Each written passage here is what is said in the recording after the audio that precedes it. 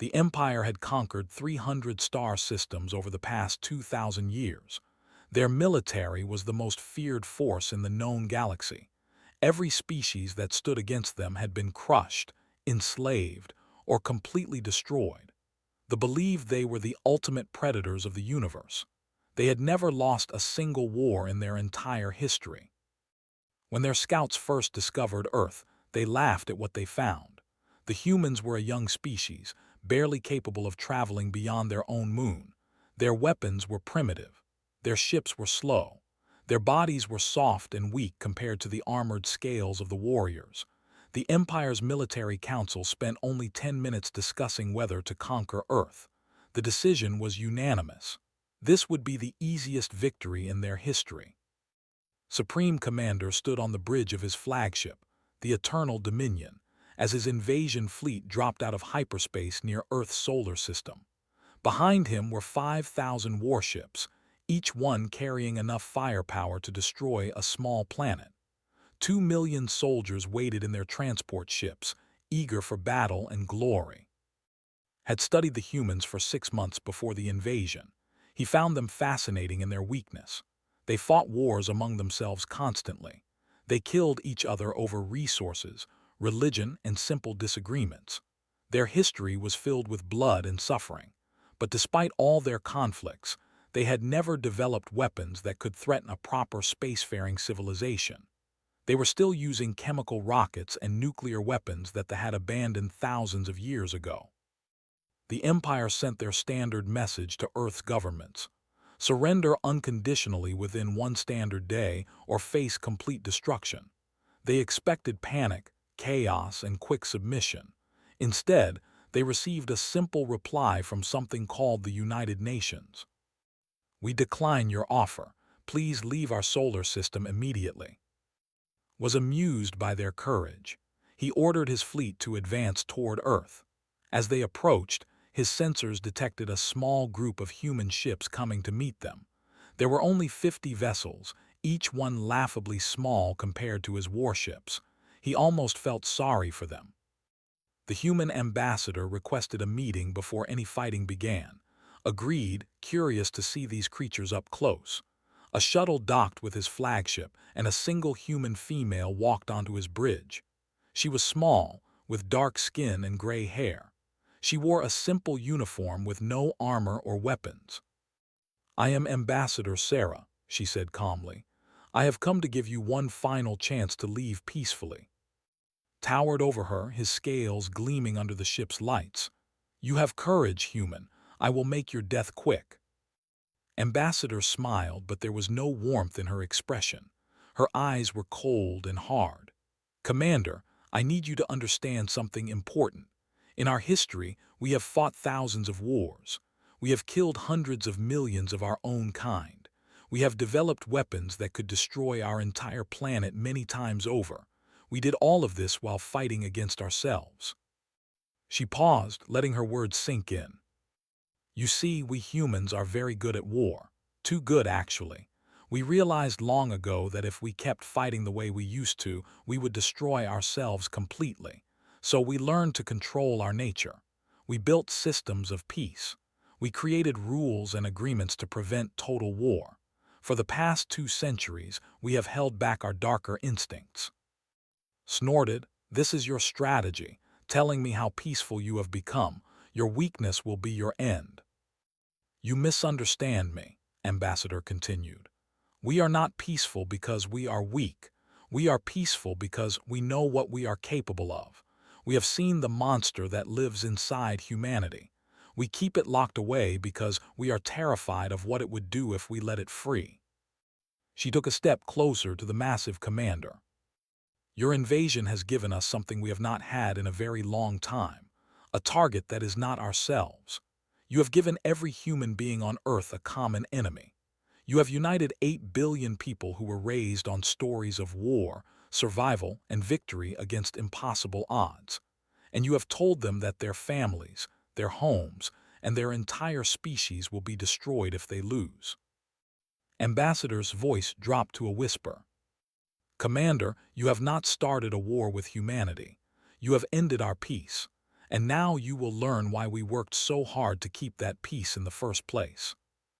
Laughed and ordered his guards to arrest her. But before they could move, alarms began screaming throughout his ship. His tactical officers shouted in confusion and fear. Across his entire fleet, ships were reporting critical system failures. Weapons were going offline. Engines were shutting down. Navigation systems were displaying impossible errors. "What is happening?" roared. Ambassador remained perfectly calm. "We have spent the last 6 months studying your technology. While you watched us and planned your invasion, we were learning everything about your ships, your weapons, and your computer systems. The 50 ships you saw approaching, they were not warships. They were delivery systems for a computer virus that has now infected every vessel in your fleet."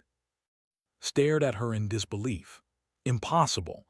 Our systems are protected by the most advanced security in the galaxy."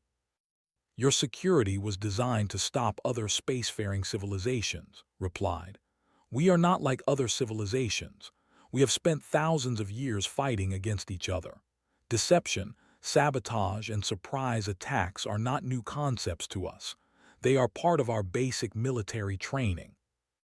On the viewing screen, watched in horror as human ships began moving through his helpless fleet. But they were not firing weapons. They were broadcasting surrender demands. Hundreds of captains, faced with disabled ships and no way to fight back, were opening their airlocks and giving up. "This cannot be real," whispered. "We are the greatest military power in the galaxy." "You were," Ambassador said, "but you made a terrible mistake. You assumed that because we were young and our technology was primitive, we would fight the way you expected us to fight. You prepared for a traditional space battle. You brought warships and soldiers. You planned to use overwhelming force." She shook her head slowly. "Humans don't fight wars, Commander. We end them. We don't care about honor or glory or fair combat. We care about winning quickly and completely. Every strategy you know, every tactic you have ever used, we invented thousands of years ago. And then we invented ways to defeat those strategies. And then we invented ways to defeat the countermeasures. We have been fighting ourselves for so long that we have become masters of destruction."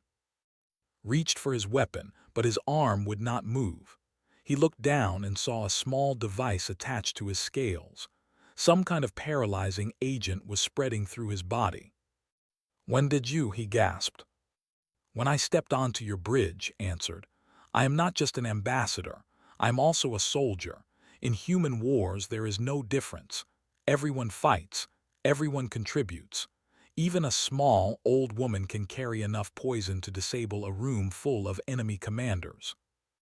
Reports continued flooding in from across the fleet. Human soldiers were boarding disabled ships and capturing their crews without firing a single shot. The invasion force that had taken 2 years to assemble was being dismantled in less than 3 hours. Ambassador walked to the viewing screen and looked out at the chaos. "We will not destroy your empire, Commander. We will not enslave your people or commit genocide against your species. We are not monsters, even though we know how to be. Instead, we will send your fleet back to you with a message for your emperor." She turned to face the paralyzed commander. "Tell him that humanity does not want war. Tell him that we were happy living peacefully on our small planet. Tell him that we hope this will be the last time we ever have to show the galaxy what we are capable of." Her eyes hardened. "But also tell him this. If anyone ever threatens Earth again, we will not simply defend ourselves. We will hunt down everyone responsible. We will find every world that supported the attack.